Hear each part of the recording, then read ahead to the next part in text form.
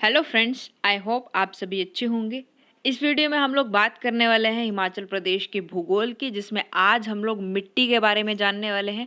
अलग अलग क्षेत्र में कौन कौन सी किस तरह की मिट्टी जो है वो पाई जाती है, सभी चीज़ों के बारे में डिस्कस करेंगे इसी वीडियो में।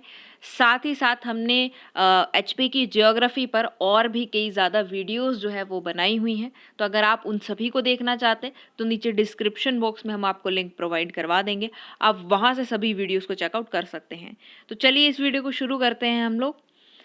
सबसे पहले बात कर रहे हैं हिमाचल प्रदेश की मिट्टियों की, राइट, कि अलग अलग तरह की मिट्टी जो है वो हर क्षेत्र में पाई जाती है। इसीलिए हिमाचल प्रदेश की मिट्टी को 5 खंडों में बांटा जा सकता है, राइट। तो 5 खंडों में इसे बांट दिया गया है, जिसमें से सबसे पहला है निम्न पहाड़ी मिट्टी।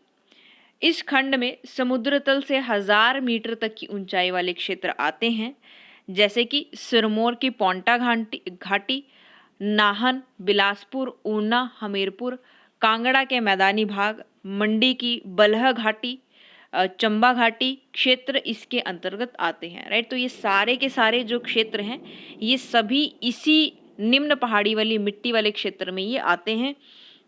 इस खंड की मिट्टी चिकनी व पथरीली मिट्टी का मिश्रण है। इसमें कार्बन और नाइट्रोजन 10:1 के अनुपात में पाया जाता है। इसमें धान, मक्की, गन्ना, अदरक, नींबू व आम की पैदावार की जाती है, राइट। तो ये कुछ कुछ मेन पॉइंट्स हैं, बहुत ही सिंपल सिंपल सी चीज़ें, ये तो याद रहनी ही चाहिए। नेक्स्ट चलते हैं हम लोग। दूसरी है मध्य पहाड़ी मिट्टी खंड। इस खंड में समुद्र तल से 1000 से 1500 मीटर तक की ऊंचाई वाले क्षेत्र आते हैं।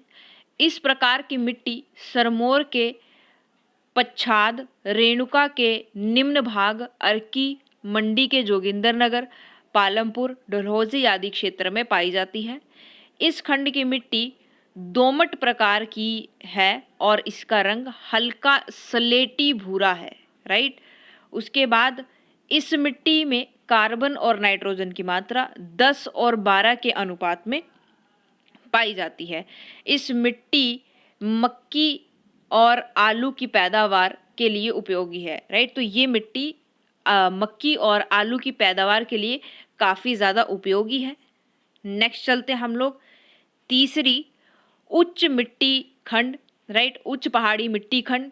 इस खंड में समुद्र तल से 1500 से 2100 मीटर तक की ऊंचाई वाले क्षेत्र, यानी कि सिरमौर के ऊपरी भाग, सोलन के ऊपरी भाग, शिमला के क्षेत्र, मंडी के चचियोट, करसोग के क्षेत्र, कांगड़ा, कुल्लू व चंबा के ऊपरी क्षेत्र आते हैं।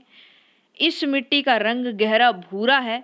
यह मिट्टी नाइट्रोजन की मात्रा से मध्य श्रेणी, मतलब उच्च से मध्य श्रेणी की होती है, राइट। इस मिट्टी में नाइट्रोजन की मात्रा उच्च से मध्य श्रेणी की होती है और भूमि अपरदन इस क्षेत्र में सबसे बड़ी समस्या है। अब देखिए, भूमि अपरदन से मतलब है कि इंग्लिश में जैसे सॉइल इरोजन कहा जाता है, कि मिट्टी जो है वो बरसात के मौसम में बह करके नीचे की तरफ को चली जाती है। तो यहाँ से मिट्टी बहने का मतलब कि सॉइल इरोजन होने का सबसे ज़्यादा बड़ा खतरा है, या ऐसे भी कह सकते हैं ये एक समस्या है, राइट। नेक्स्ट चलते हैं हम लोग। फोर्थ है हमारे पास पर्वतीय मिट्टी खंड, राइट। इस क्षेत्र में समुद्र तल से 2100 से 3500 मीटर तक ऊंचाई वाले भाग आते हैं। इसमें सिरमौर, शिमला व चंबा के ऊपरी भाग आते हैं। इसकी मिट्टी गहरे भूरे रंग की है। इस मिट्टी का गुण अम्लीय होता है। अम्लीय मतलब कि जो मिट्टी है वो एसिडिक होती है। मिट्टी की परत भी अपेक्षाकृत कम गहरी है, राइट। तो ये भी आप याद रखेंगे। उसके बाद हम लोग नेक्स्ट चलते हैं। फिफ्थ, ठंडी शुष्क पहाड़ी मिट्टी खंड, राइट। इस क्षेत्र में प्रदेश के समुद्र तल से प्राय 3500 मीटर की ऊंचाई वाले भाग आते हैं, जिसमें पांगी, किन्नौर व लाहौल स्पीति के क्षेत्र शामिल हैं।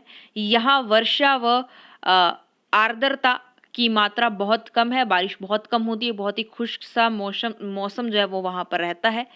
कृषि करना दुष्कर है, मतलब कि किसान कहते हैं खेती करना जो है वो वहाँ पे थोड़ा सा मुश्किल है, क्योंकि वहाँ की हालात जो हैं, कंडीशंस, क्लाइमेटिक कंडीशंस ही ऐसी हैं। लाहौल की भूमि आलू पैदा करने के लिए उपयोगी है, राइट। तो ये क्या है, हाँ, आलू जो है वो वहाँ पर अच्छी फसल हो जाती है, वहाँ पे अच्छी खासी। तो आलू की पैदावार के लिए वो जो जगह है वो ठीक है, वहाँ पे आलू की खेती जो है वो कर सकते हैं। तो फ्रेंड्स आज के लिए सिर्फ इतना ही। ये जो टॉपिक था हमारा मिट्टी, इसमें से देखिए बहुत ज़्यादा क्वेश्चन तो नहीं आते हैं, लेकिन फिर भी फॉर जनरल नॉलेज हमें ये पता होना चाहिए। और कई बार क्या होता है कि जो अनएक्सपेक्टेड चीज़ें होती हैं वहीं से ही कई बार हमें क्वेश्चन जो है वो देखने को मिल जाता है। तो इसलिए ये छोटा सा ही टॉपिक है, इसको भी अगर हम लोग याद रख पाएँ तो बहुत अच्छी बात है। और इसी तरह से आप लोग लाइक करते रहिए, हमारे चैनल को सब्सक्राइब कर लीजिए। अगर आपको ये वीडियो इन्फॉर्मेटिव लगी है तो अपने फ्रेंड्स एंड फैमिली में आप इसको ज़रूर शेयर करें। Thanks for watching.